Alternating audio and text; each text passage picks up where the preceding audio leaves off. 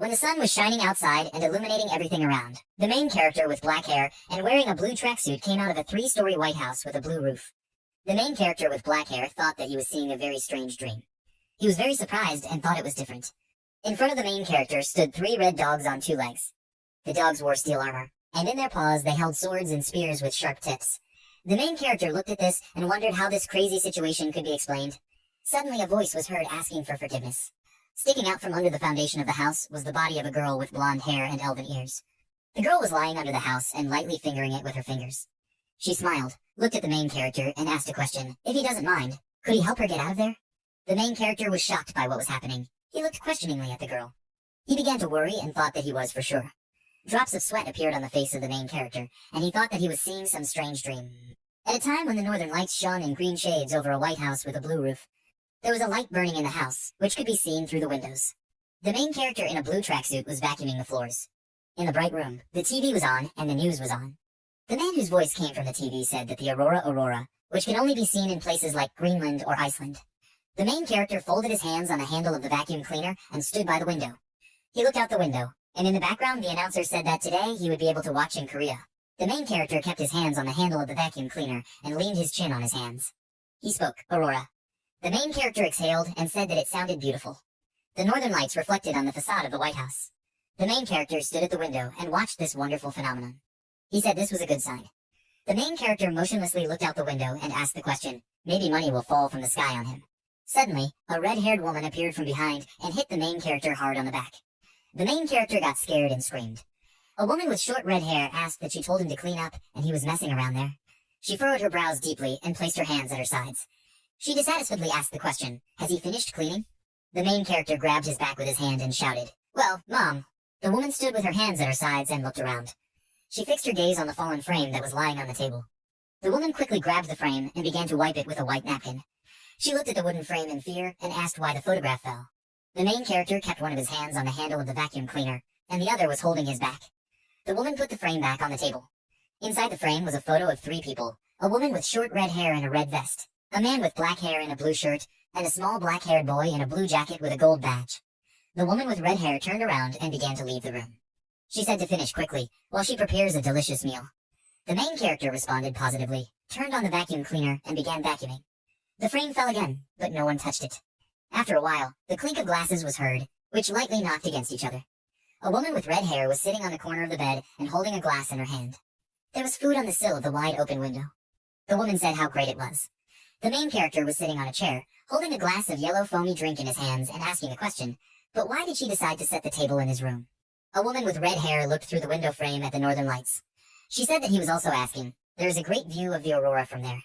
The woman added that such a phenomenon can only be seen once in a lifetime. She drank her foamy drink and asked if it seemed to him that nature itself had decided to congratulate them on their move. The main character looked at the woman in surprise and was silent. He raised a glass of foamy drink to his face and asked the question, does she like this house that much? The woman put her elbows on the windowsill and looked peacefully out the window. She held an empty glass goblet in her hands and said that this house holds memories of his father. Of course she likes it. The main character opened his mouth wide and pointed his finger at the woman.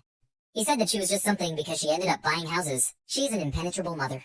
The woman frowned with displeasure and pointed her finger in the direction of the main character. She asked what?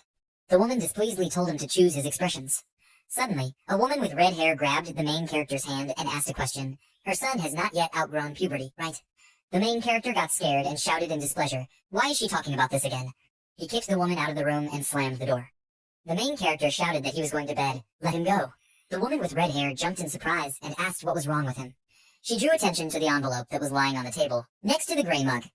The woman came closer and saw that on the white paper envelope it was written that this was his first salary, he would be a good son. She smiled and closed her eyes with joy. The northern lights were still in the sky. There was a cry in the White House. Son, she went to the night shift. A woman with red hair came out of the house wearing an orange jacket, black pants, and a red bag on her shoulder.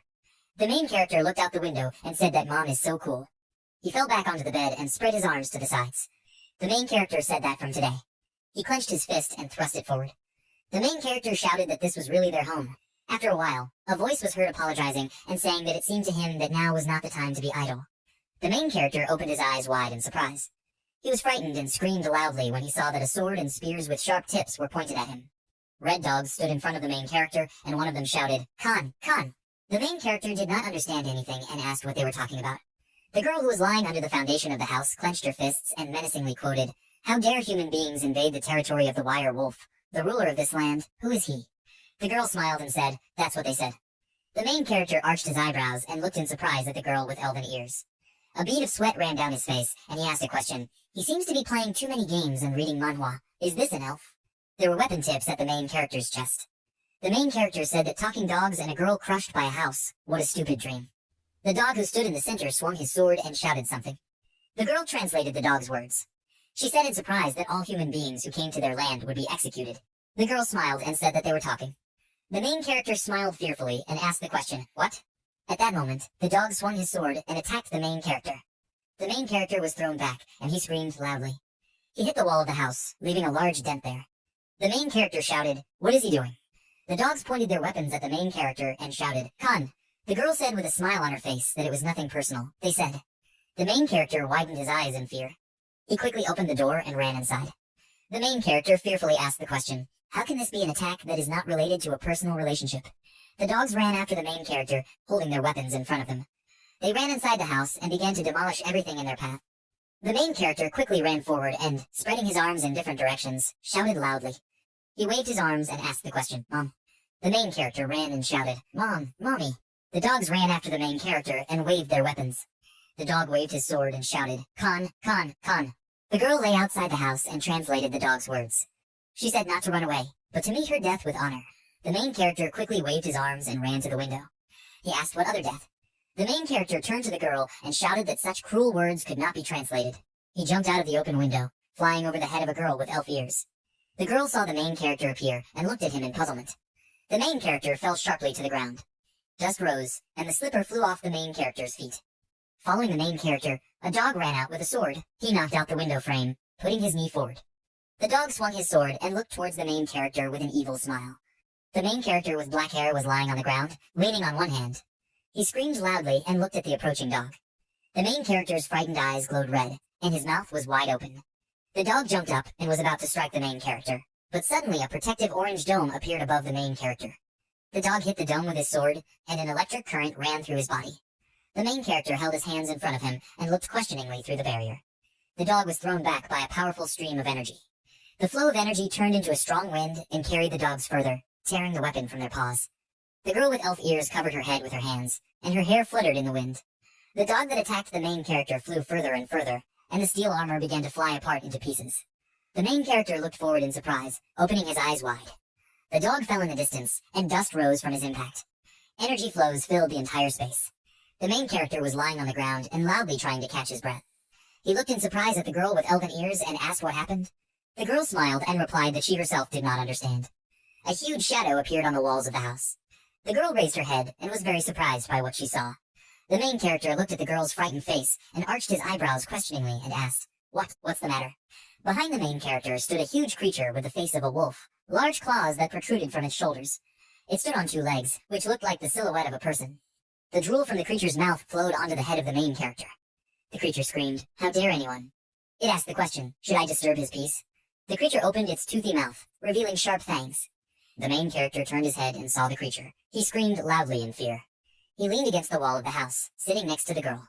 The main character looked at the girl in fear and asked the question, "Whose territory is this, did she say?" The girl folded her hands on the ground and calmly replied that the land originally belonged to the kobolds, but... The main character interrupted the girl and asked, "But what?" The girl arched her eyebrows guiltily and said that she heard that not so long ago a wire wolf invaded here, and it was he who became the owner of these lands. The main character looked towards the wire wolf and said, "That means it's a wolf." A giant creature stood over the guys. The girl pointed her hand at the wire wolf and said, "Yes, that's that gentleman." The main character shook with fright, and he said, "Mommy." The dog, which was thrown back, suddenly jumped to its feet and shouted, "Khan, Khan, Khan." The wire wolf's eyes lit up with a yellow light, and he screamed, "Curse the kobolds." It added that it warned not to disturb his sleep. The wire wolf stepped on the dog with its clawed foot and pressed it into the ground. It asked loudly how they would justify the fact that, being hunters, they failed to catch one person. The dog that attacked the main character squatted down on one knee, put his fist on the ground and growled. The main character put his hand behind his head and fearfully asked the question, "What to do, what to do?" The girl closed her eyes and said that even if he asks her. The wolf interrupted the conversation of the guys and shouted loudly, "How did that dirty little man dare to step into his forest?" It got angry, opening its mouth wide and showing sharp fangs. The wolf screamed, "What an unbearably disgusting smell." It asked the question, "What are they even doing?"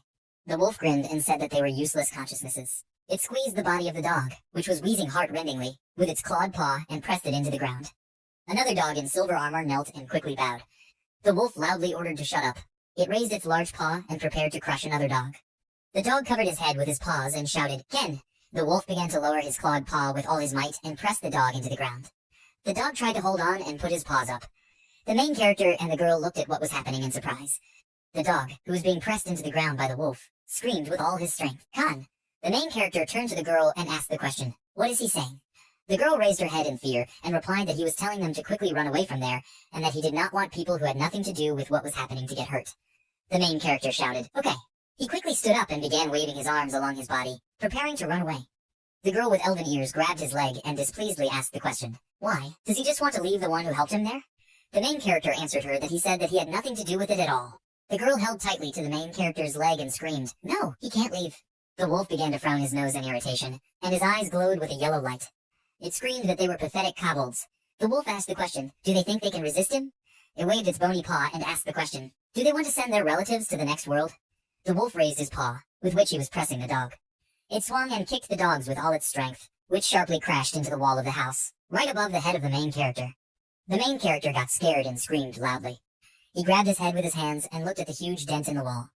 The main character shouted, "His house!" The bodies of the dogs lay near the wall. They were unconscious from a strong blow. The main character bent down to the dog's muzzle, put his hand clenched into a fist forward and shouted, "If they decided to fight, then let them do it properly." The dog opened his eyes and, frowning, put his fist to the hand of the main character. It said, "King." The main character asked in surprise what. The girl translated the dog's words. She said that they could win with the help of his power. She added that he said it. The girl crossed her fingers and said that the gesture meant something like a change of player. The main character opened his mouth wide in fear and shouted, "What?" The wolf aggressively began to swing his paws and shouted that he would regret setting foot on his land. "Man!" It pointed its paws towards the frightened protagonist. The eyes of the main character lit up with a turquoise light, illuminating everything around. The windows in the house also lit up turquoise. The wolf pulled his fist towards the main character, slightly surprised by what was happening. The girl with elven ears rested on her half-bent arms and looked questioningly at the main character. Strong turquoise streams of energy emanated from the main character. The wolf screamed, "What is this?" The wolf's body was covered with energy threads that surrounded every part. The wolf spoke like him. It paused and again asked the question, "How did he do it?" The wolf swung its paws and rushed towards the main character. The wolf's eyes glowed even brighter with a yellow light, and he pursed his nose from tension. Bright streams of energy continued to emanate from the body of the main character, and he stood motionless in one slipper. The girl opened her mouth wide in surprise. Next to her stood a dog who frowned his eyebrows. The main character put his hand in front of him, and a stream of orange energy came out of it. He confidently looked towards the wolf. The wolf clenched his fist and was about to strike the main character. At this moment, the protagonist released a long and bright energy stream from his palm. The wolf's face lit up with a bright flash. A bright and long stream of energy stretched from the main character to a long distance. Everything around was shining with yellow flame. The dog who stood next to the girl opened his mouth in surprise and opened his eyes wide. It stood motionless, and the girl covered her eyes from the bright light with her hands. The main character opened his mouth in surprise. Trees near the house were uprooted and fell over. From the house itself, a long trail appeared in the ground, going into the depths of the forest. The main character continued to stand near the house and extend his hand forward. Mixed streams of energy enveloped his body. The dog who stood next to the girl pointed his finger at the main character and asked, "Cog con con." The girl smiled and closed her eyes. She replied that she didn't quite understand how he did it either. The girl raised her hand and screamed loudly, "Mr. Man." The dog looked at her questioningly. The girl asked the question, could he get her out of there by using his strength? The main character turned around, puzzled, and silently looked at the girl. He extended his hand forward and directed the flow of energy. The dog extended his hand forward and screamed. The girl also stretched out her hands in front of her and said in fear, "No, no, not like that." She screamed at him to just lift the house. The main character lowered his hand and walked forward. He grabbed the foundation of the house with his hands and screamed from the intense tension. Energy flows passed through his body. The house glowed with turquoise light, and the main character lifted it with all his might. The girl raised her head up and screamed, "Wow." The main character pursed his lips and looked ahead in surprise. The dog pulled out a girl in a green dress with wood-colored accents. The girl thanked the gentleman. The main character rolled his eyes and let go of the house. The building returned to its place, and the main character fell on his back next to it. The dog rushed forward and screamed. The girl got up and ran to the main character with the words, "Mr. Man." Through the darkness, the main character opened his eyes. He jumped up sharply and shouted, "Wolf! Monster!" The main character was sitting on the bed in his room, where the sun's rays penetrated. He began to breathe heavily, placing his hands in front of him on the bed. The main character turned and looked at his room. He asked what the hell, was this a dream? The main character walked down the stairs, yawned and stretched, raising his hands up. He said that he seemed to be playing too many games. The main character went down the stairs and stepped on a broken plate with his bare foot. He asked the question, how could he have dreamed such nonsense? The main character instantly raised his leg and looked at the floor in fear. He shouted that it was dangerous. The main character shook off his leg and asked the question, where did the broken plate come from? He looked carefully at the floor. The main character walked out to the center of the room and looked at the front door. He turned around and saw that the room was destroyed. Broken pots, books, and broken pieces littered the floor. There were some animals sitting on the window on the street side. The main character stood in the room and arched his eyebrows and asked the question, what is this ominous feeling? He came to the door and said, really, no, this can't be. The main character pulled the door handle and opened the door. A girl with elven ears was sitting on the street. The girl was holding a yellow ball in her hands. She looked joyfully at the main character and said, oh, Mr. Man. The girl sat on the ground in her green dress and asked, did he wake up? The main character was scared. The hair on his head stood on end. The main character's mouth curved, and he screamed loudly. The girl turned the ball to the other side, on which there was a dot, as if it were an eye. She closed her eyes and said that she was so worried because he slept all day. The main character examined the area near the house. The dog's assistants tried to remove a large long ditch in the ground. There were many small dogs in clothes who quickly ran and cleaned the area. The girl enthusiastically handed over her yellow ball, which turned out to be an eyeball, to the main character. She said that wolf eyeballs are a valuable magical ingredient, so she prepared one for him. Wire wolf eyeball is a rare ingredient. The purpose of this is that it is a high-quality ingredient. This is the eyeball of the ruler of the forest, the wire wolf. The red color of the item indicates the ferocity of the wearer. The girl extended her eye to the main character and asked, Mr. Man, is she doing well? She smiled, and next to her stood 2 white bags. The girl said that fortunately, the pancreas, which can be used to prepare potions, was also preserved. In one of the bags, part of the pancreas was sticking out. The main character was even more frightened. His hair stood on end. He screamed in fear and fell to the ground, holding out one hand for support. The girl looked at the main character in surprise and, holding the eye in her hands, asked, what is it, Mr. Man? The main character screamed loudly, it turns out. He looked forward, his eyes wide. The main character asked the question, are they real? After some time, the main character stood inside his house, where small dogs were cleaning. The main character was very angry. Steam was coming out of his ears. Small dogs vacuumed and wiped the floor with a rag. The main character walked up to the chest of drawers, on which stood a vase of flowers. He picked up the vase, and it broke in his hands. The main character closed his eyes in irritation and said that this is a plant that his mother treasures. He climbed onto the window frame and pointed his finger at the street and shouted, hey, they're all there. Fire came from the protagonist's mouth, and his face turned red with anger. The main character asked the question, what are they going to do with the house that they destroyed? He said, especially this talking dog, let him hold his hands properly. The dog stood with his hands up, and the girl sat on her knees next to him. The sun was already setting outside, and there was a beautiful sunset. The main character descended to the ground and looked forward, at the dog and the girl, and at the huge earthen ditch behind them. He looked at his hands and thought that this was impossible. The main character wondered if everything that was happening was not a dream. He stood under the sunset orange sky, and thought that he absolutely did not understand what was happening, but he really did it. The main character grinned and looked at the dog, who was still holding his hands up, and at the girl, who was holding out her eye to him. The girl smiled and said how good it was that it was not damaged.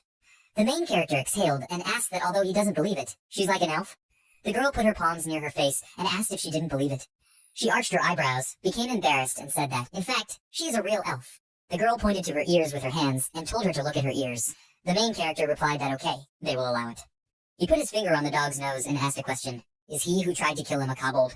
The main character touched the dog's nose, and it seemed to him that he was touching an ordinary dog. The girl turned her head to the side and exhaled air there. The kobold shouted, Khan! The girl pointed one palm at herself and the other at kobold and translated what he was saying. Everything is correct. They are direct descendants of Siberian huskies and some mixed breed dogs. She said that she was an elf named Mu. The main character hit himself in the face with his palm and grinned, and said that he was definitely going crazy. He said that it turns out that fantasy games are, to some extent, historical. The main character held his hand on his face and asked the question, by the way, how did she end up under his house? Is this a common thing for her? Mayu put a finger to her mouth and looked up thoughtfully. She said, actually, she went into the forest. Mu added to pray at the world tree. The main character asked a question, world tree?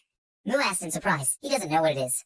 She imagined a tall tree with a thick trunk and said that in this world, the gods of the west and east keep all forces in balance. The tree was bald, without leaves, but yellow energy surrounded its trunk. Mu said that the world tree, created by the gods, appears once every 1,000 years. She said that all beings gather around him to pray. Mu exhaled and lowered her head down. She said that she also came for this, but... The main character asked in surprise, but... Mu said that she was already there. She recalled how a white house flew towards her from the pink sky. Mu said that suddenly a house fell from the sky on her, under which she, in fact, found herself. She laughed.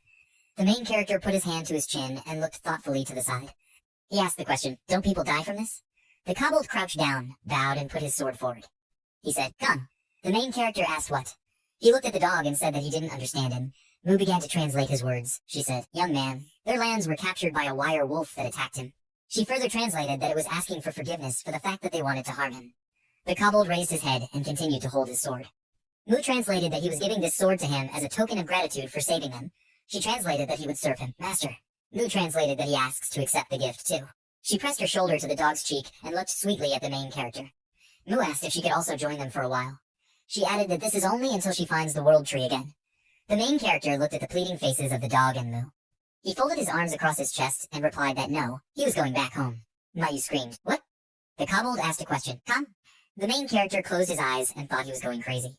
He thought that he woke up and, opening the door, realized that it was a completely different world. The main character put his thumb to his lip and thought that there must be a way. He added that the way to go back. The main character turned sharply and looked at the house. Near the window frame, dogs were standing on top of each other, repairing the window. The main character screamed, "Why were they so noisy?" He shouted loudly and asked if he could knock the hammer more quietly. The main character put his hands on his hips and lowered his head and said how noisy it was there. He turned around and, waving his arms, ordered them to fix the house before he returned. Kobold and Mayu turned and looked after the main character. Mu asked what, where is he going? Kobold and Mayu quickly got up and followed the main character.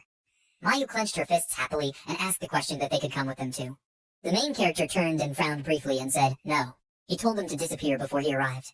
The main character walked further and further from them and turned to point with his finger. He shouted that he wouldn't repeat it. Let them get lost. Mayu shrank, pressing her hands to her chest. She turned to the dog, who held his hands up. Mu smiled and said, "Mr. Kobold, she thinks that he might give up already." The kobold replied, "Kin, kin." It frowned and said, "Kin."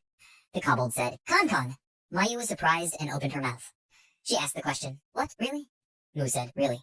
The kobold held his hands up and said, "Kin." The main character walked through a dark forest. He walked near tall trees and grass.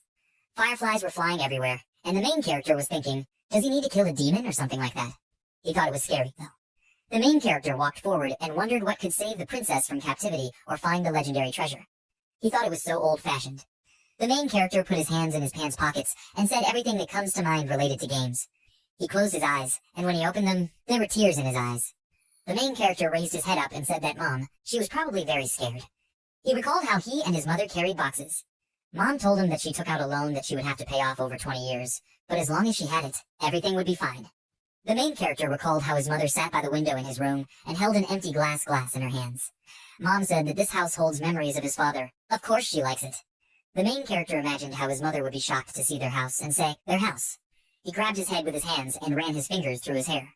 The main character shouted that if he somehow got there, then there was a way to get back. He looked at his palm and frowned. The main character asked the question, what does he need to do for the power to appear? He pursed his lips and told the fire to come out. At that moment, a large stream of fire flared up from the main character's hand. The main character got scared and screamed. He looked in fear at his hand, from which fire was blazing, and asked, "I'm stunned. Did it work?" The main character shouted loudly, "Wow." The fire went out in the protagonist's hand, causing him to look questioningly. The main character asked a question, went out. He stopped and said that he probably wasn't used to it yet. The main character put his hand on his side and continued to look at his palm. He said that now his head doesn't work at all. He thinks he needs to go back to the house. The main character walked along the forest path when it was already dark in the forest. He walked and asked the question, had he wandered too far? The main character left and said that suddenly he felt a different atmosphere. After a while, the main character stopped and asked what that sound was. He raised his head, and a luminous drop of water flew over it. The main character lowered his head and looked at the source of the sound. There was glowing water under his feet. He asked, "What is this?" Suddenly a growl was heard. Above the main character hung a huge black and furry spider on its web. The main character raised his head and looked at the spider with frightened eyes. The spider changed its position on the web and leaned towards the main character. The spider's red eyes were visible through the darkness, and its toothy mouth was drooling. The main character looked up and asked, "What is this?" The spider's saliva dripped onto the main character's shoulder, and his sports jacket began to smoke. The main character took off his jacket and began waving it around. He grabbed a tree and screamed that his clothes were dissolving. The spider approached very close to the main character. The main character turned and saw a spider's face right next to him. He could not stay on the tree and flew down. The main character screamed loudly as he fell from the tree. The huge spider opened its gigantic mouth and approached the main character. The main character arched his eyebrows and wondered, is it crazy? Are the spiders there so huge? He wondered how he could have wandered there. Was it too cruel? The main character looked at the spider and thought exactly. He remembered how he used his energy when fighting the wolf. The main character thought now was the right time. He put his hand forward and shouted, "Hey, spider!" The main character shouted that before getting there, he was able to kill a healthy wolf. He stood straight and looked at the spider. The main character asked a question. He wants to see with what force he did it. He put his hand forward, from which a stream of energy burst out. The main character screamed and pointed his palm towards the spider. The main character's flow stopped again. He froze and asked what. The spider stood opposite the main character, his eyes glowing red. The main character's face and hands were sweating. He held his hand in front of him and thought that this couldn't be happening. Sweat dripped in drops, and the main character wondered why nothing was working out. The main character grabbed his head with his hands, and the spider watched him. The spider moved its paws and pointed its belly towards the main character. A blue stream of web burst out from the spider's belly. The main character's body was shrouded in cobwebs, and a slipper flew off his foot. The main character flew up and asked, "What, a web?" The main character tried to untangle the web with his hands, but nothing worked. He asked why it was so strong. The main character looked questioningly towards the spider. Suddenly, from one large spider many small ones appeared. They were a little further into the forest, and their eyes glowed with red dots. Many black dots were approaching the main character.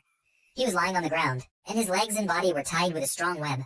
The main character asked the question, "What kind of creatures are these?" He said, "Why there are so many of them, it's an abomination." The main character began to cry. There were tears in his eyes, and small spiders were crawling all over his body. He shouted at them not to come near him. The main character asked them to leave. Many small spiders filled the body and head of the main character. The main character screamed and asked for help.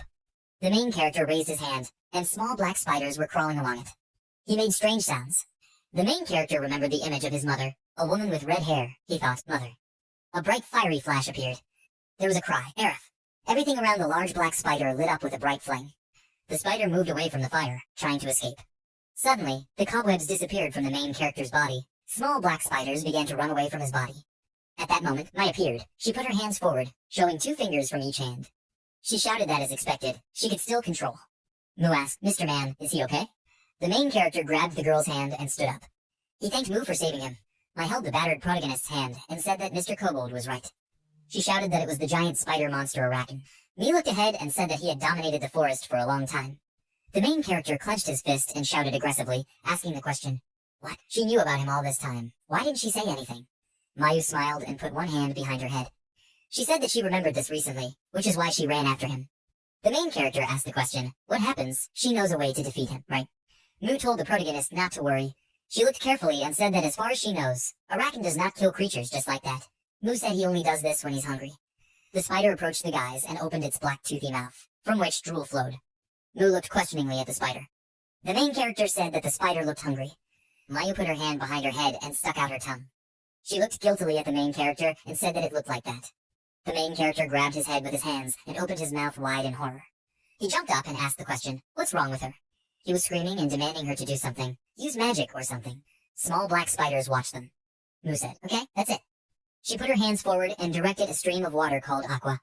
Mu held her hands and ran towards the spider. The green dress on the girl's body flew up, exposing her legs.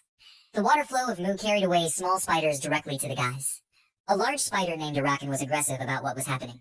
Mayu screamed loudly. She raised her hands up and ran away. The main character waved his arms and ran forward. He shouted that she only made things worse. They decided to go surfing. The main character got a little ahead. He ran and waved his arms. Mu ran after her, tears welling up in her eyes. She said the thing was that she was still interning. Mayu screamed. She asked, "What should they do?" She was sure he would eat them. The main character ran forward and asked the question, "Why is she asking him?" He said that it was his first time in this world. The main character suddenly disappeared. Mayu stopped, looked around and asked what. She asked the question, "Mr. Man, where is he?" Mu suddenly flew down. She was very scared. She found herself near a large spider, whose legs were much larger than Mu. Mayu screamed, made a cute face, and put her hand to her cheek. She apologized and asked a question, "But maybe they can solve everything by talking." A loud scream was heard throughout the forest. A strong wind appeared near the White House, which illuminated everything with a blue light. The kobold stood straight, holding his hands up. The main character suddenly appeared in his room. He fell to the floor and screamed loudly. He was in pain. He asked, "Is he at home? What happened?" The main character opened his door and shouted, "Spider!" He left the room and asked the question, "Where is the elf?" Suddenly, the main character began to be pulled back into the room by blue energy. The door slammed shut, and the house was completely covered in blue energy. Kobold and several other dogs stood near the house. Arachne appeared behind the dogs with red eyes. The kobold said quietly, "Come." The main character tried to open the door. He pulled the door handle and asked the question, "What was that glow?" He continued to pull the iron door handle and asked, "What's wrong with this door?" The main character shouted that it wouldn't open. He pressed hard on the door and wondered, "I wonder if Moo is okay." The main character clenched his teeth tightly and thought that he hoped she managed to move in space, just like him. He walked to the window and pressed his hands to the glass. The main character looked out the window. On the street stood a huge black spider and dogs that were pointing weapons at a giant insect. He said, "Really?" The main character fearfully asked the question, "Did it come for him?" Dogs in armor climbed onto Arachne's body and began to beat him with clubs and spears. Arachne was very angry and tried to throw the dogs away. Moo was tied to one of the spider's legs with a web. Moo was unconscious and drool was flowing from her mouth. The main character shouted, "Moo." He looked out the window and said, "Damn it," he knew it. The main character walked away from the window, and his body began to shake. He asked why his legs were shaking. The main character was shaking and asking the question, "Is it because of fear?" He clenched his fists and said displeasedly that this was strange. This usually doesn't happen to him. At this moment, in the courtyard, the kobold was holding a sword that glowed with blue energy. It jumped high and swung its sword, releasing a stream of energy directly into Arachne's mouth. Sparks of energy entered the house. The main character pressed his hands to the window and shouted angrily, "His house! Mala will kill him when he returns." He shouted to the spider not to dare touch the house. The main character pressed hard on the window and shouted aggressively, "Stop messing around. Let him put an end to this insect already." The spider thread tied the kobold tightly. The main character grabbed the chair by the legs and started swinging it. He asked to open up. The main character threw a chair at the window and ducked down. He ordered to open. Energy fragments flew around the room. The main character sat down on the floor against the wall and put his fist to his mouth. He wondered why he couldn't get out of there. The main character sat on the floor with his legs tucked close to him and said that he felt as if the house was protecting him, as if the house had a mind. He was very worried, and drops of sweat were running down his face. The main character felt as if he was in an empty dark space. The whole house was covered in black spots. The main character stood up, touched the wall on which his shadow was reflected and laughed. He asked the question, "Is he safe by staying inside?" The main character put his hand in his pocket and smiled and asked, "Really? What can he do once he gets out?" He said that his soul even felt lighter. The main character thanked him and said that apparently those guys were going to live in his house. He hoped that everything would disappear soon. The main character frowned and hit his head against the wall. He stood with his head against the wall and opened his eyes. The main character said that this was a curse. He was disgusting for feeling relief. He looked down and said that he was interested in one thing. The main character asked the question, "That incredible power, he did it, right?" Meanwhile, in the yard, small black spiders filled the entire space, and the bodies of the dogs were tied up with cobwebs. The small spiders carried the bound bodies of the dogs. The main character said in surprise, "How strange." He recalled how the dogs vacuumed his living room and thought that he was sure there was no electricity, but the vacuum cleaner was working. The main character went to the refrigerator and opened its door. He took out an ice cube and thought that the refrigerator was in perfect order. The main character looked questioningly at the frozen ice cube he was holding in his hands. He realized that it was not he who received the power, but his house. At this time, Arachne was standing on the roof of the house. It growled, and its eyes glowed red. Many black small spiders crawled in different directions. The main character was angry and shouted that this monster does not give up. He stood in the center of the room, legs spread wide. The main character asked what to do. He said that he didn't want to die without doing anything. The main character clenched his fists and said, yes, he accepted the fact. He said that he was in another world, that dog, the elf, and that monster, they were real. The main character turned to the house and asked for help. If he really had a mind. He opened his mouth. Beads of sweat flowed down his cheek, and he said that's why. The main character clenched his fists and screamed loudly. The main character's body was shaking from a loud scream, and he demanded to open the door now. Big Arachne grabbed the roof of the house with his fangs, and everything around was illuminated with blue light. Arachne flew high above the house, and the small spiders flew off in different directions. The monster fell to the ground, and dust rose from its large paws. The house was surrounded by blue energy. Arachne bared his large and sharp fangs and growled. The energy began to dissolve, turning the house into a normal state. The main character opened the door and crossed the threshold with his foot. He walked out the door shirtless. His body was very muscular, and his sweatpants had become ripped shorts. The main character's body radiated blue energy, and his hands were clenched into fists. The main character looked forward confidently. He clenched his fists, took a fighting stance, and shouted, "Hey, spider!" He advises this one to run away. The main character shouted if it didn't want to see his strength, or the strength of his house. Arachne stood on the ground, and around him stood many small spiders. The monster jumped and pointed its belly, which was illuminated by a yellow light. The small spiders headed forward, following the big spider. The main character ran out into the street and directed the energy flow, swinging his strong fist. The yellow light from the impact extended a long distance. The main character quickly ran from place to place, waving his arms sharply. Arachne watched in surprise as the protagonist ran. It stood on 2 legs and the rest were raised. Mu was tied to one of the long legs with a strong web. The main character approached Arachne and quickly tore the web from Mu's body. There were dogs lying on the ground, entangled in a web. The kobold screamed, "Come!" The main character caught Mayu in his arms and smoothly sank to the ground. Mu looked in surprise and asked a question, "Mr. Man." The main character held Mu in his arms and looked up. Their bodies were shrouded in blue energy. After some time, the main character stood under a dense oval energy dome. He clenched his fists and closed his eyes. Bright yellow streams of energy appeared. Arachne with red glowing eyes attacked the dense dome of the main character. The main character stood under a protective dome and straightened his shoulders. He looked at the monster and asked the question, "Isn't he done yet?" Arachne stepped back, along with his little helpers. The main character's energy dome dissolved and the main character instantly jumped onto the roof of the house.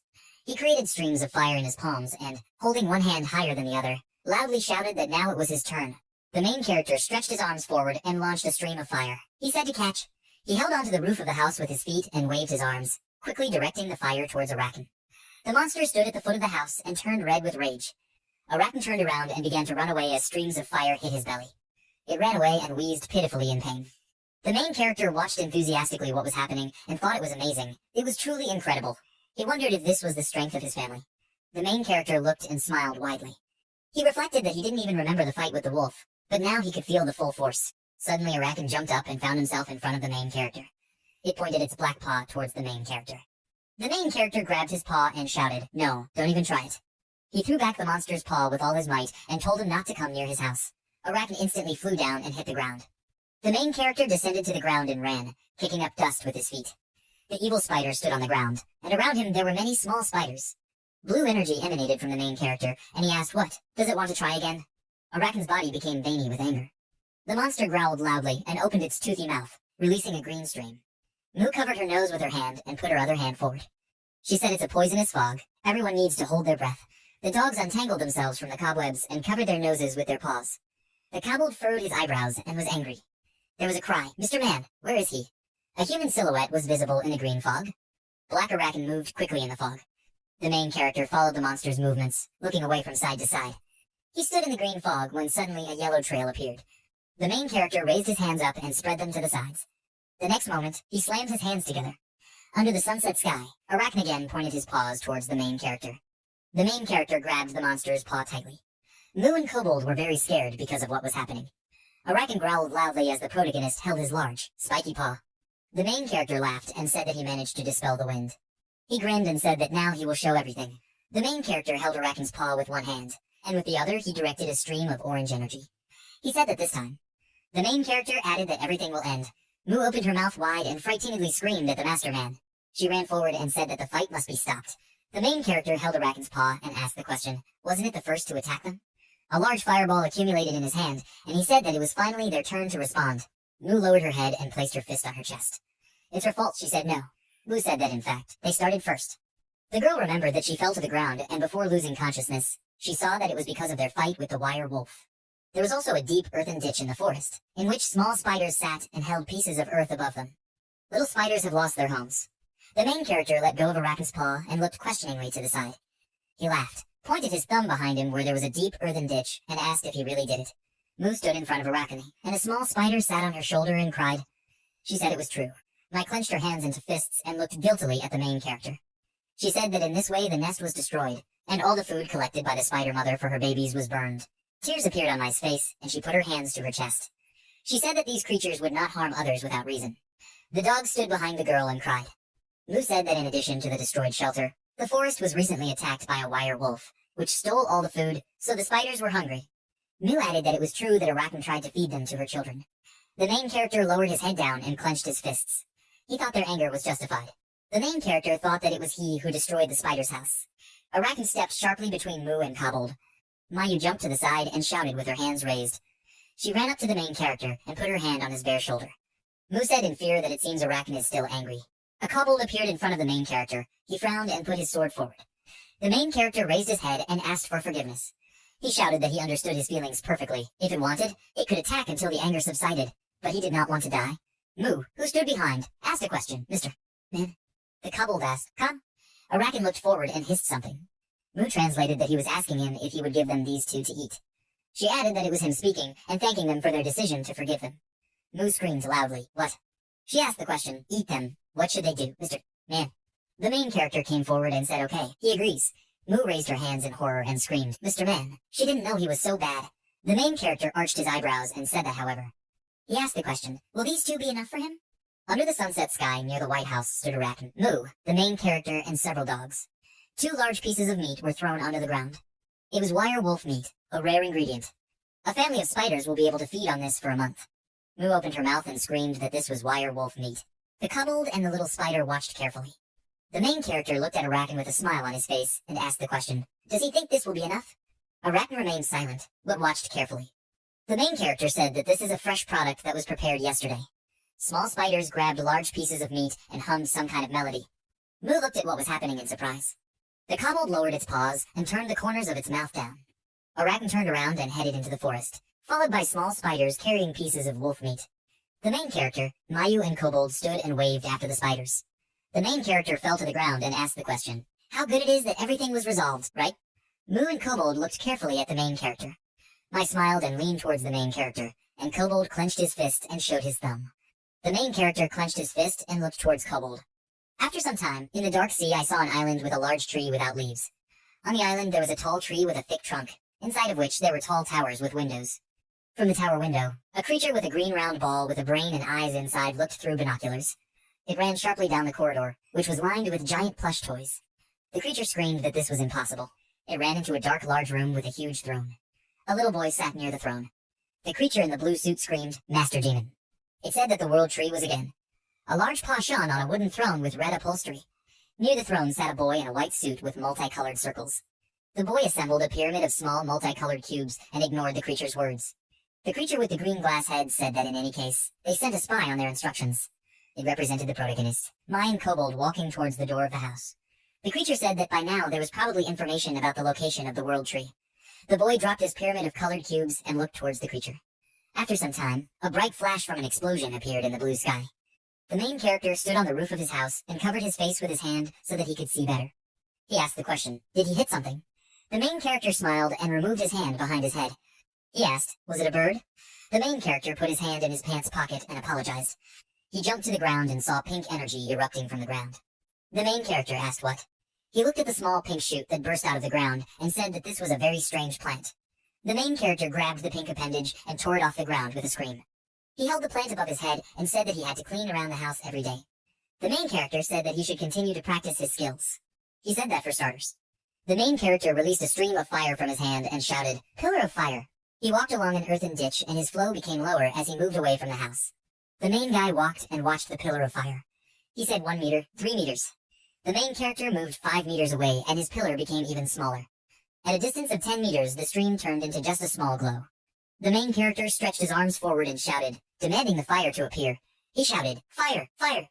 The main character turned and looked towards the house.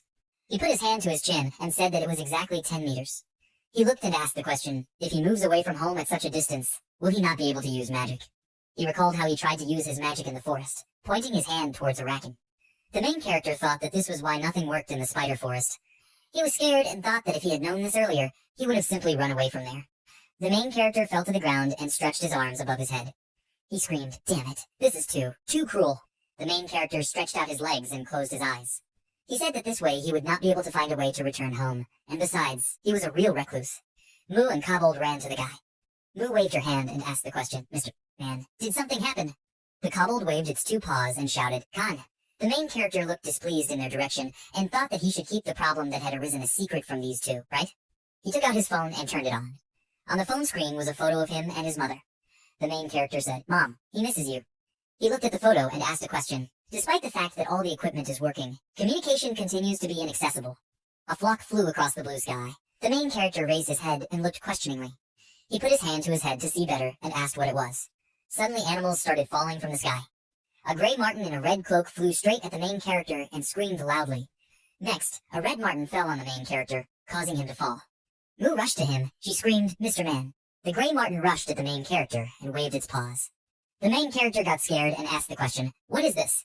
Mai grabbed the marten by the tail and pulled it towards herself. She screamed for them to calm down. The marten turned its attention to Mai and began to hit her with its paws. The main character opened his eyes wide and froze. Mu covered her face with her hands and screamed for it not to do this. The main character grabbed the marten, which was struggling and screaming loudly. He shouted that enough was enough, let him calm down. The marten waved its paws, and the main character asked the question, where did it come from? Mu looked disheveled. She was crying and wiping her tears with her hand. She asked, Mr. Man, is he okay? The main character looked at her and replied that everything was fine, but her ear. Mu asked the question, what? One of Mai's ears became the usual round one, and the other remained elven. She put her hands to her ears and screamed very loudly. Mu asked where it went. She lowered her head and saw that an elven ear lay under her feet. The main character was holding a marten in his hands, which calmed down and sat calmly in his arms. He said in surprise, she said it. Mayu got scared, arched her eyebrows and asked, did they see everything? The kobold looked sadly towards Mu. She recalled how people were walking in a beautiful place where houses were located in tree trunks. In one of the trees with a green crown, there were tall towers with glass roofs, towards which people with elven ears were heading. There was an outbreak in the library. Mai stood between the bookshelves, covering her face with her hands. Mutation animals in flasks lay on the table. Flashes were burning around the girl. Mu said that it was strange. She thought that all the lizard's eyes could fit. A woman with a long braid entered the library. She pointed her finger to the side and asked the question, what is that stench? She ordered all windows to be opened immediately. Mu looked very shabby. The woman looked at her and asked, Miss Mu, what's going on there? Mayu straightened her hair behind her ear and asked the question, has she arrived? She said basically. The woman screamed that they couldn't stand it anymore. She pointed her finger menacingly to the side, and the elves stood behind her and covered their noses. The woman ordered Mu to get out immediately. Mayu apologized, walked out the door and pressed her back against it. There were students standing in the hallway, wondering if she had done something again. Someone asked if she really made her ears longer. The corridor was noisy. Someone answered that be quiet, she will hear. The student asked the question, what is it? She said that everyone already knows that the ears of the princess of the Elven Kingdom are similar to human ones. Another student replied that she might be a person, who knows? The student in the green shirt said that perhaps even the princess's character was too similar to a human one. The student stood with her hands on her hips. She said that the queen and her husband, Duke Nibir, also came under suspicion. Someone answered that be careful with your words. Mayu walked down the corridor with tears in her eyes, listening to all these conversations. A sharp elven ear lay on the floor. Someone picked it up and shouted to Princess Mu not to forget it. Mu turned around with tears in her eyes and apologized. The ear was held in the hands of a red-haired elf. He laughed and raised his ear above his head. The elf waved his ear and shouted that even the princess's ears were just a fake. A fair-haired elf stood next to him. He was silent and slightly raised his hand. The red-haired elf asked, is the fake crying again? He shouted after her that she was a crybaby. Mu turned around and screamed loudly that she was not a fake. She was a real elf. She spread her arms in different directions and closed her eyes. The red-haired elf shouted at her to stop lying. He asked the question that how could real elves have such short ears? The blonde elf placed his hands on his hips and said, right, right. The red-haired elf said that she was a fake who pretended to be an elf with the help of false ears. A blonde elf appeared behind the guys. He approached and snatched the ear from the red-haired guy's hands. The blonde elf held his ear and said that they themselves are not real elves, since they think that only ears are an indicator of belonging to their race. Mayu clasped her hands together, remained silent for a moment, and said no. The elf with blonde hair asked what. Mayu pushed the elf away and screamed loudly, no. The elf fell from a high ledge. Mu looked at him and cried. The students in the hallway said, wow, what a rude person she is. The elf who was pushed by Mu was lying on the floor, leaning on his hand. After some time, in a beautiful forest, in a tall tree there was a white house with a red roof. There was a deer standing near the house. A woman with brown hair was knocking on the wooden door. She was wearing a long green dress and a long gray cloak. The woman knocked and shouted, Rina Murakalister. She said, she knows she is there. Let her come out immediately. In a dark room with many books, a silhouette was visible sitting under a small window. The woman screamed and asked not to do this, okay? She said that everything was fine. A man with long blonde hair stood in front of the woman. She screamed at him to be quiet. 50 years have passed. They can't let her down anymore. The man asked the question, just why this suddenness? Mu came out of the room, her face streaked with tears. She asked, so what? The woman looked at Mayu with displeasure, and the man stood awkwardly nearby. The woman asked a question. She remembers that it's already the 50th year, right? She asked that now she has no reason to refuse the trip. Right. How long has it been since her elders set off? Mu lowered her head guiltily and replied that she was 50 years old. The woman closed her eyes with displeasure and said that it was true. She believed that during this time she would be able to become a real elf. She raised her hand up and shouted that there was no point in waiting for anything now. The woman ordered her to hit the road. She said that tomorrow night, when the third moon crossed the second, she must leave that place. The man said in fear, Queen, that is, dear. Mu cried and screamed, Mom. The woman stood straight and said that no matter what they said, her decision would not change. She said that she hoped she would learn something useful from her journey, become a real elf and return safe and sound. Rina Murakalister. Ma was sitting on the ground, leaning against the door of the house.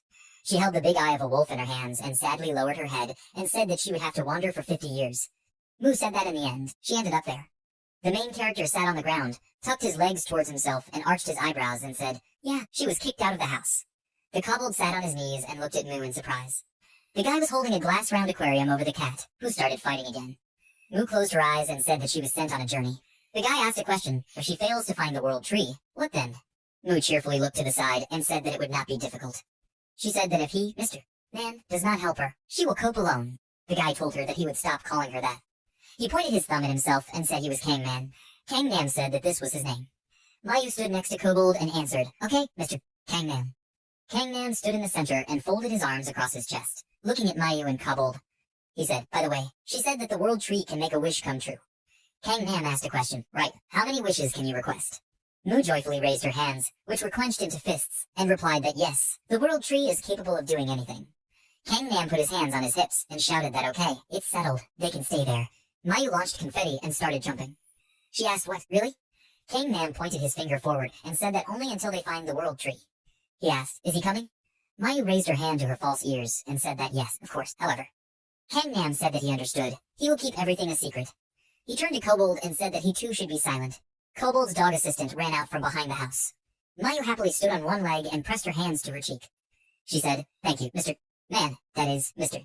Kangman." The dog assistant Kobold began to wave his paws anxiously. Kangman asked a question. What is he talking about? Mu and Kobold looked questioningly, and the marten in the aquarium continued to wave its paws. The assistant dog led them to the legs sticking out of the ground. There was a cry that a man was stuck in the ground. Kangman replied that he sees it.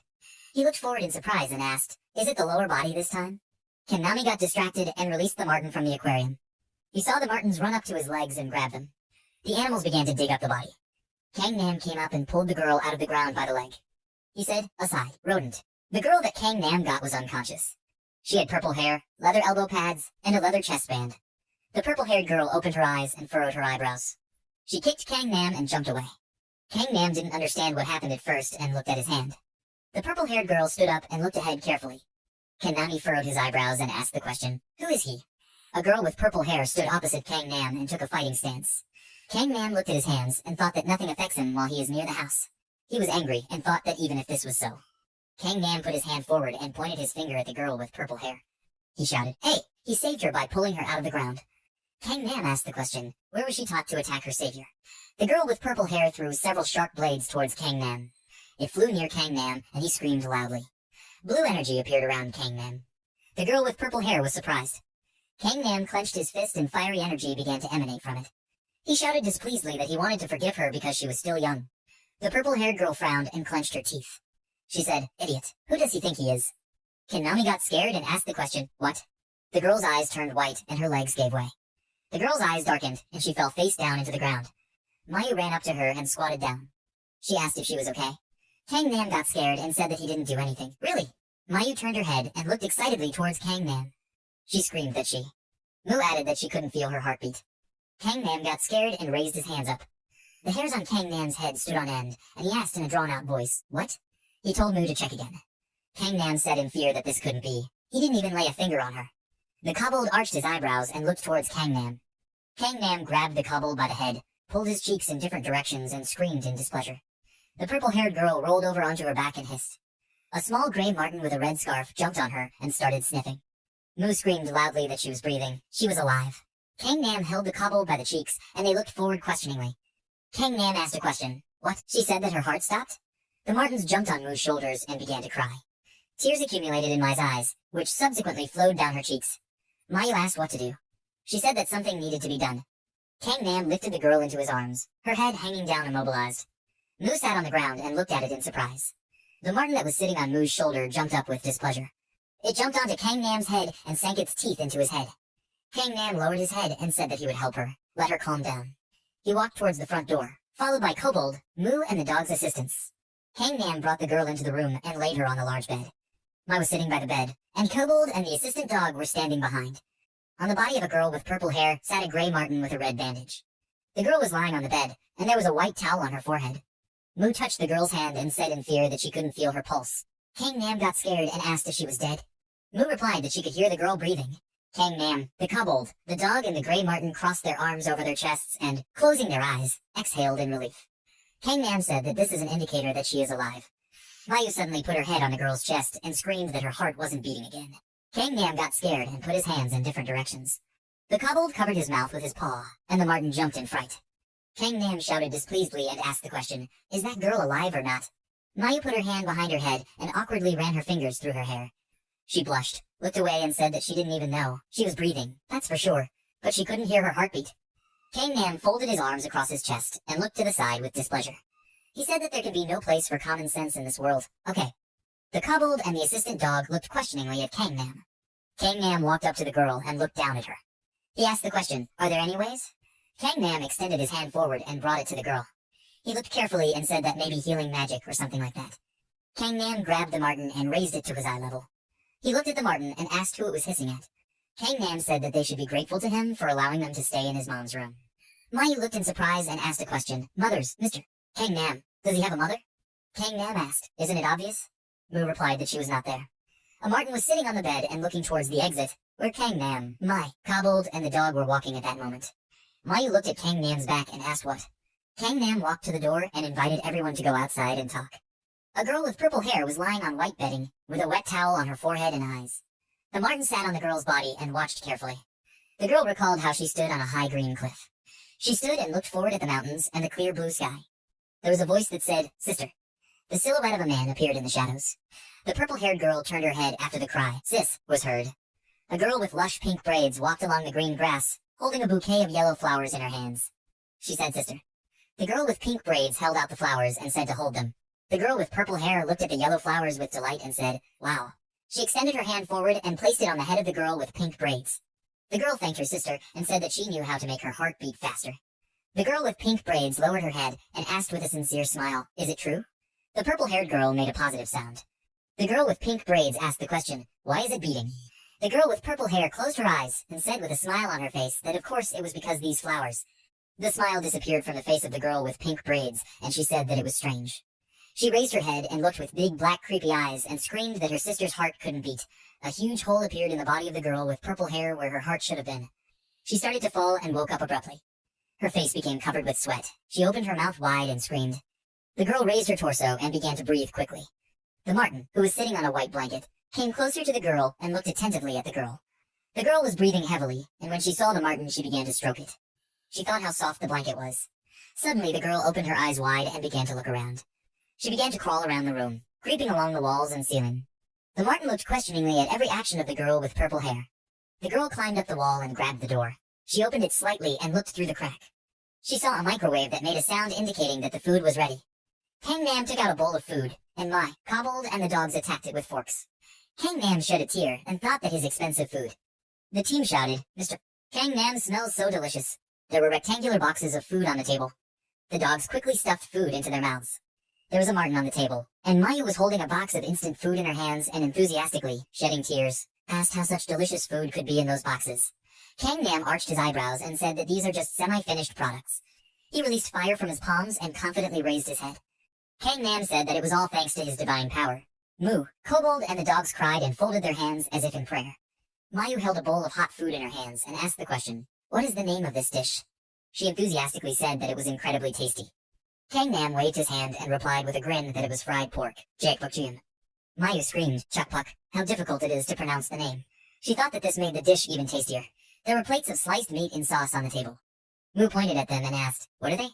Kang Nam put his finger up and said that this is kimchi that was prepared by real Korean hands. Mu tasted the dish. Her face turned red and tears flowed from her eyes. She said it was too spicy, but it was okay to eat. The kobold moved the plate with the dish further away from him. Kang Nam folded his arms across his chest and proudly said that for him, such a level of spiciness in the dish is a common thing. Mayu clasped her hands together and looked at Kang Nam in admiration. She said he was incredible, Mr. Kang Nam. Confetti appeared everywhere and dogs started clapping. Kang Nam laughed and wondered, was it possible? Mai took a white mug from the table, smelled it, and asked, "Then what is it?" Kang Nam raised his finger up and confidently said that this was the coffee that he personally prepared. Mayu quickly ran to the sink and poured coffee there. Kang Nam got angry and shouted. He asked the question, "How can she pour it out?" Mayu arched her eyebrows, covered her mouth with her hands, and replied, "Mr. Kang Nam, she thinks it's ruined." She asked, "Or did he put poison in there to kill them?" The kobold got angry and took out his sword, which he quickly put forward. The assistant dog closed his eyes and pretended to fall. Kang Nam turned away from them and said that he knew that youngsters like them would not understand the delights of the taste of real coffee. A marten was sitting on a chair under the table, collecting food in a white scarf. Kang Nam sat down and looked carefully at the frightened marten. He said that it should not be shy and eat itself. They would prepare food for its owner separately. Kang Nam said that don't take it the wrong way, but his mother has an iron rule that there is no place for thieves in the house. He sat next to the marten and reassured her, saying that he did not read them as thieves, so that he should not worry. The door from Mom's room was slightly open. A girl with purple hair stood behind the door and watched what was happening. Kang Nam stood up and arched his eyebrows with displeasure and suggested talking about the girl who was lying in that room. He pointed his finger towards the door and asked what she was doing near his house. The kobold stood in front of the marten and translated into a language the squirrel could understand. The marten shook its head and body negatively. Mu translated that it was a secret. The kobold was sweating with excitement and asked in his own language. The marten waved its paws menacingly. Mu translated that it was saying that it would never say that. Kang Nam quickly turned his head and shouted that he was confused. He pointed his fingers first at Mu and then at Kobold and told them not to translate everything at once. Kang Nam was angry and asked the question that he even fed them. Why does it continue to refuse? He asked, doesn't it know that whoever doesn't work doesn't eat? There were empty food boxes on the table, and there were drops on the table. A girl with purple hair approached the table. She took a piece of food from the table and pulled it to her head. The marten quickly rushed towards her, and the girl said that she was looking for the world tree. Everyone looked at her in surprise. Mu asked a question. She woke up. How does she feel? Kang Nam asked when did she get up. The girl with purple hair chewed and said that the world tree appears once every 5,000 years. It can fulfill any wish. Kang Nam extended his hand forward, exhaled and grinned as he replied that everyone who was there was also looking for him. The girl hit the table with her hands, causing food boxes to fly up. She asked if they knew the location of the tree. Kang Nam folded his arms and replied that no. In fact, he also needed to find him in order to return home. The girl with purple hair looked at him puzzled and asked the question, home, aren't they in it? Kang Nam said that he doesn't want to explain everything to her. The girl sat down on a chair and looked to the side with displeasure. She recalled that while searching for the world tree, she suddenly felt an ominous energy. A girl with purple hair flew through the sky with a marten on her shoulder. She knew the energy came from him. Kang Nam asked from whom. The girl with purple hair turned away with the marten and said that she could not tell this. Kang Nam asked her why they have so many secrets. The girl recalled that, in general, suddenly. She sank to the ground and was illuminated by bright yellow flashes. Out of nowhere, a huge fiery cloud of energy appeared. This knocked her off her feet. Kang Nam turned pale and put his hands on his hips. Mu extended her hand and pointed her finger at the girl. She said that this was probably it. Kang Nam suddenly put his hands in different directions and shouted loudly. Everyone at the table looked at him questioningly. Kang Nam brought his fist to his mouth, cleared his throat and asked a question. She said she was looking for the world tree, right? He arched his eyebrows and said it was a pity, but they had no idea what it could look like. Kang Nam pointed his finger at Mai and said that even that elf who lived on Earth for 200 years. Mayu became embarrassed and put her hand behind her head. On the shoulder of a girl with purple hair sat a marten, which wrapped around her neck. The girl extended her hand with the scroll forward and said that this was gratitude for the rescue. Mayu unfolded the scroll in her hands and said that really. She looked at the open scroll and said, World Tree. Kang Nam looked into the open scroll and asked the question, what? Where? He ordered to let him look. Kang Nam took the retinue with wooden tips in his hands and began to examine it thoughtfully. He looked and asked the question, what? A fire broke out on the paper. Kang Nam looked and said that this was so unusual. He asked the question, do the pictures on the map move? The purple-haired girl folded her arms across her chest in displeasure and said that it was made from the birch bark of the world's trees that appeared earlier. She said that everything is simple. This map shows the state of the sacred tree now. Kang Nam raised his eyebrows and carefully examined the map. He said that the current state. Kang Nam asked a question, is it now blazing with fire? Mayu walked up to Kang Nam and looked at the map. She asked what? Mayu said in fear that this couldn't happen. Kang Nam held the card in his hands and said, look at Mu, it's definitely on fire. Mu looked and replied that it looked like it. The girl with purple hair snatched the map from Kang Nam's hands and asked displeasedly, what kind of nonsense? She said that the world tree cannot burn. The girl looked at the map, in the center of which a fire was blazing. She screamed that this was simply impossible. Kang Nam looked at it and said that it was visible to the naked eye that it was on fire. A girl with purple hair suddenly broke the window and jumped out. Annoyed, Kang Nam shouted loudly, does she not know how to use doors or what? He asked her a question, why are they all trying to destroy his house? A girl with purple hair stood on the roof of a house. Kang Nam went outside and looked at her. A fire was lit near the house, around which red dogs were warming themselves. Kang Nam shouted loudly and asked, she's not going to come down from there. How dare she climb into someone else's house? The girl looked around in different directions. Kang Nam asked a question, can she hear him? The girl with purple hair quickly jumped off the roof and ran forward. Kang Nam got scared and screamed loudly. The girl quickly ran away into the forest. Kang Nam asked what was wrong with her. Why was she so furiously looking for the world tree? He lowered his head down and realized, well, yes, it is capable of fulfilling any desire. A tall tree with a thick trunk and spreading branches was surrounded by flickering lights. In that world, there is a tree that can fulfill any wish. The tree dropped its branches, and its lush green crown disappeared. If this tree dies, Kang Nam will not be able to return home. Kang Nam imagined a cross on his house, and a crying mother next to it. He got very scared and put his hands to his face. Kang Nam turned and asked Mew a question that if the tree dies, then what should be done with his wish? Mayu replied that Mr. Kang Nam would not be able to return home. Kang Nam narrowed his eyes and looked ahead in fear. At that moment, in the forest, a girl with purple hair was running from one tree to another. She screamed. She was sure that the sacred tree was very close. The girl ran forward and shouted that if the fire really happened, there should be traces somewhere. She jumped high above the forest and screamed that this was definitely there. The girl hung in the air and began to look around. Her actions were repeated by the marten, which was sitting on her neck. The girl looked to the side where the sun had almost set below the horizon and asked where the tree was. Suddenly, a stream of red energy flew into the girl's body. She got scared and, putting her hand to her chest, screamed loudly. The girl with purple hair flew down, and the marten, which had fallen from her neck, flew after her. The girl fell to the ground, and this caused a large dust cloud to rise. There was a large footprint in the ground with long cracks coming from it. The girl lay in the center of the mark on her back and covered her eyes with her hands. She bared her teeth and held her clenched hands in front of her eyes. At this time, under the sunset sky in the White House, Kang Nam grabbed his head and asked what to do. He grabbed his hair with his hands and screamed loudly. Mai and Kobold were sitting at the table. They were eating food in boxes. Kang Nam was angry and asked the question, how can they eat at such a moment? Mayu smiled and pressed her hands to her chest. She replied that it was so delicious. Mu chewed and said, it is believed that the world tree can grow again if its roots are not damaged. Kang Nam turned away from them and began to cry. At that moment, the second window broke and a girl with purple hair ran into the room. Kang Nam saw this and shouted that it was the window again. With tears in his eyes, he clenched his fist, which lit up with fire and wanted to hit the girl with it. Mayu grabbed Kang Nam's hand and said with a smile in her eyes that Mr. Kang Nam needed to calm down. The girl with purple hair stood with her back to Kang Nam, and the marten that was sitting on her neck stuck out her tongue. The girl revealed the card and quickly said that no, this couldn't happen. The map began to glow like the screen of an electronic device. The girl with purple hair put her hands on the map and looked at it carefully. Kang Nam asked what she was doing. Mu stood slightly behind him and answered that paper made from the birch bark of a sacred tree is capable of storing memories. She said that in this way you can see everything that happened to the tree. Kang Nam folded his arms across his chest in displeasure and asked a question, something like a DVR. Mu asked what? The purple-haired girl shouted sharply that she had found it. Everyone present in the house looked questioningly at the map. The map showed a small sprout of a tree that gradually began to grow. The paper showed that there were people standing near the tree. Mu looked and said that what a small sprout. This is the first time she has seen a sacred tree in such a state. Kang Nam lowered the corners of his lips and said that it seemed to him that he had already seen this weed somewhere. Suddenly, the purple-haired girl screamed and clung to the card. She screamed, no. A withered small sprout appeared on the map. Someone behind me asked what it was. The girl screamed that the sprout of the world tree had been destroyed. A blot appeared on the map. The map showed someone's hands that reached out to the sprout of the world tree, and then pulled it out. Kang Nam became alarmed. Mu screamed, no. She got angry and clenched her fists and pressed them to her chest. Mayu asked who could do this. Everyone was surprised, except Kang Nam, who froze at what he saw.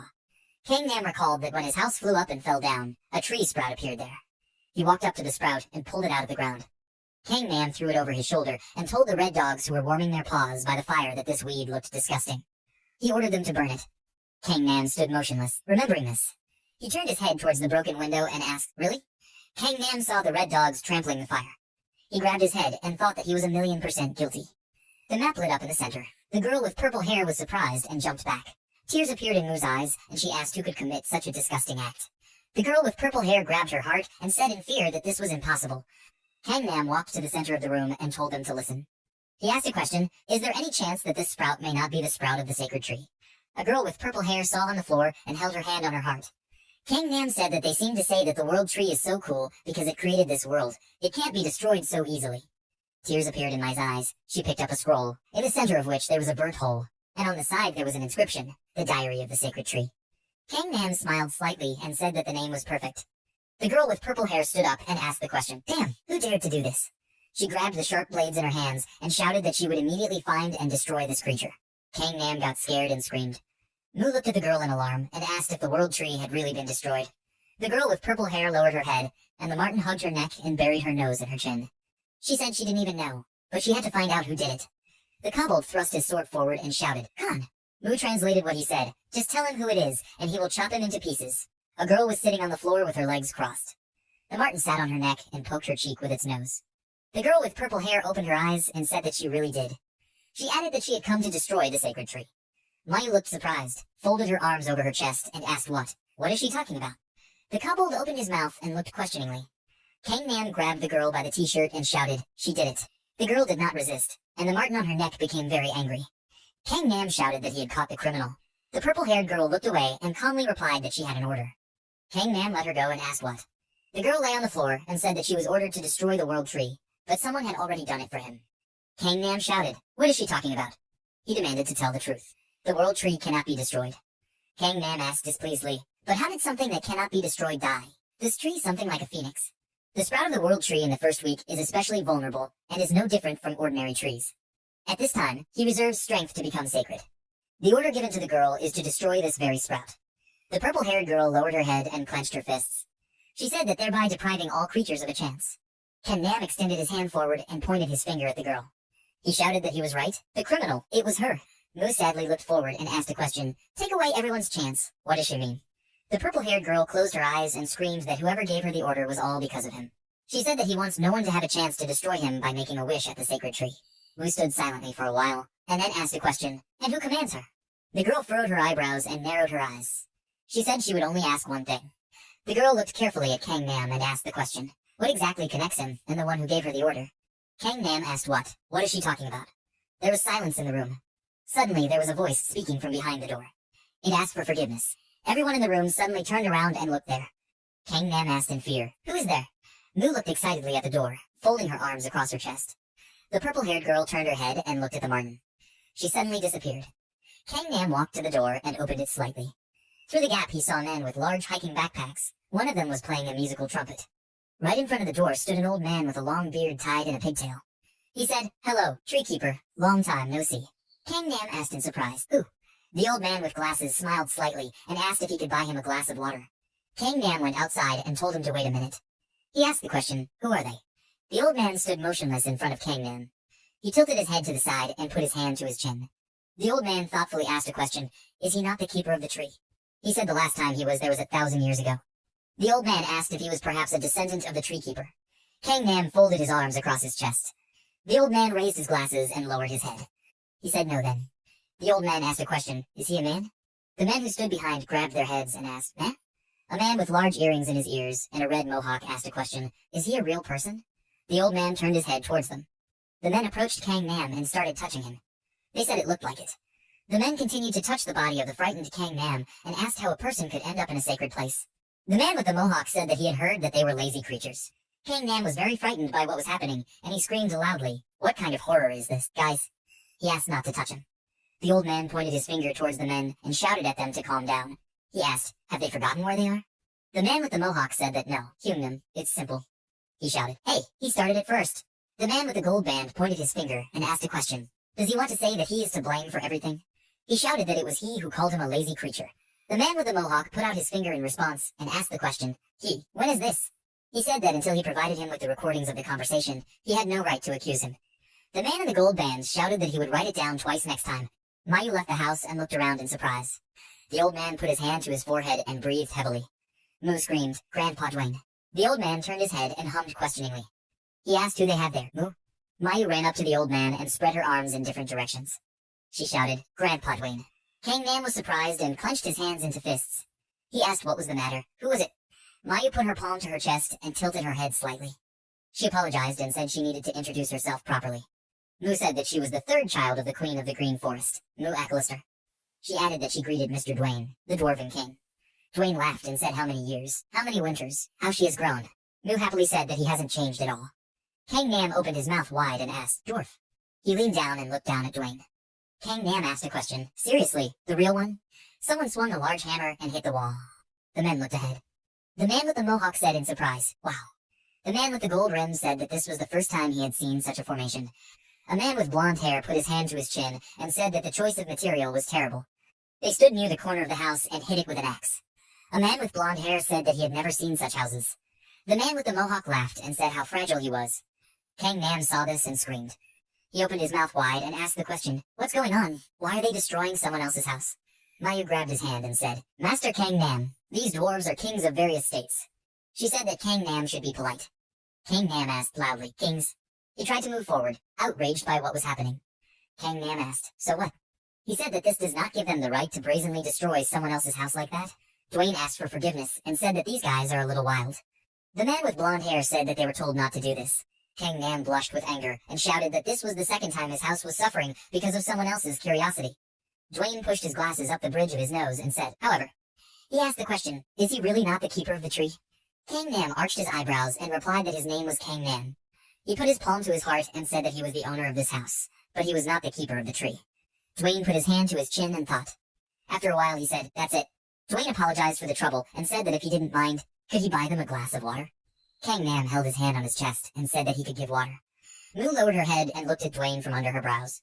She apologized to Grandfather Dwayne, that is, Mr. King. She raised her finger up and said that the queen was an elf. Dwayne adjusted his glasses and said that he heard everything. He asked a question, "Did she seem to be kicked out?" Mayu spread her arms in different directions and shyly replied that this is not so. She went on a journey. Dwayne laughed and said okay, he got it. He asked if she achieved what she wanted. Mai lowered her head and grabbed it with her hand. She replied that it was the situation. Dwayne said that the elf queen would definitely arrive. He stood under the sunset sky and spread his arms in different directions. Dwayne said because the sacred tree appears once every 5,000 years. He said that not only the elf queen, but all creatures would be at this event. Mayu grabbed the necklace around her neck and looked away. Dwayne laughed and said that he could see she was feeling uncomfortable. Relationships between children and parents had always been difficult. He approached Mayu and whispered that he would tell her a secret. His mother also kicked him out of the house 500 years ago. Moo looked at him in surprise and asked, "Is it true?" Kang Nam stood in front of them and looked emotionlessly. Suddenly there was a shout, "Everyone line up." Kang Nam put his hand to his head, creating a shadow and looked back questioningly. Silhouettes of people on horses were approaching the house. It turned out to be the queen and king of the elves. Kang Nam closed one eye and said it was so bright. Mama Moo, the queen of the elves, got off her horse and said that they had not seen each other for a long time. She bowed before Dwayne and said, "King of Gossen." Dwayne bowed back and said that he was glad to meet you, queen. The elf king ran forward with his arms outstretched. He screamed, "Daughter." Mayu and her dad hugged, and he asked how you were. Mayu pressed her cheek to him and said, "Daddy." The queen said, "Sir Arundel." The elf king and Moo moved away into the distance. The queen stood straight, and the king looked out from behind her and waved his hand. She said that she had not seen each other for a long time. Moo Akalister. Moo answered sadly, "Mom." Kang Nam stood behind her and wondered in surprise, "Mom?" He thought, real elves. Moo looked at the queen and said, "Mother." The queen closed her eyes and said, "Moo." She asked the question, "Can they talk in private?" Dwayne covered his face with his palm and said in surprise that they were there. Suddenly black birds began to fly down. Kang Nam screamed in fear as the birds flew past him. At that moment, terrible lizards began to appear from the ground. Kang Nam got scared and screamed loudly, bending his body back. People on horses rode up from the direction of the forest. Kang Nam didn't understand what was happening. He shouted, "What's the matter?" The man in the crown and red cloak dismounted from his horse and said that he was the last to arrive. Kang Nam opened his mouth and froze in surprise. In front of him stood a king, a huge bird, and a lizard in leather armor. The lizard said that everyone had already gathered. Dwayne folded his hands behind his back and said, "General Redo, I heard he became king." The lizard said that everything was right. She was glad to see them again. Dwayne put his hand to his chin and said, "King of men." The man in the golden crown spread his arms in different directions and said that it was normal that he did not remember him. He smiled and said that he met them when he was 5 years old. Ordinary people, unfortunately, do not live that long. The lizard, the bird, the king, and Dwayne laughed loudly. Kang Nam silently looked at them all from the side. He clasped his hands together and excitedly apologized for interrupting their very interesting conversation. Kang Nam asked a question, but can someone explain to him what's going on there? All eyes were directed at Kang Nam. Dwayne came forward and asked the question, "Is this not clear?" He said that everyone had gathered there to see a sacred tree that appears once every 500 years. Kang Nam shouted, "Sacred tree." The elf queen stepped forward and said that it seemed their people had suffered greatly. She said that they would help them heal their wounds. The man in the crown put his hand to his chin and closed his eyes and said that on the way there they met many more monsters than usual. He thoughtfully said that this had never happened before. The lizard grinned and said that this journey was difficult for people, but, as always, they managed. The man in the crown said, "Well, stop embarrassing him." The knight silently looked at his back. The queen looked towards the forest and said that she had a premonition. She said that she went there when she was younger. The queen turned her head and sadly said that, however, everything had changed a lot. She added that she did not feel the power of the sacred tree at all. The lizard turned its head and said that the tree was now at the stage of strengthening. It asked, "Isn't it obvious?" The lizard looked to the side and said, "Yes, in monsters, this is a common thing." Dwayne laughed and said with a smile on his face that this was all great, but a man with a mohawk came up to him and told him to listen. He said something in his ear. Dwayne said, "Oh, that's it." He put his hand to his head and said with a smile on his face that everyone was already taking their seats. They would be late. Kang Man stood behind him and looked questioningly at his back. He opened his mouth wide in surprise. Under the sunset sky, warriors stood on a hilly field,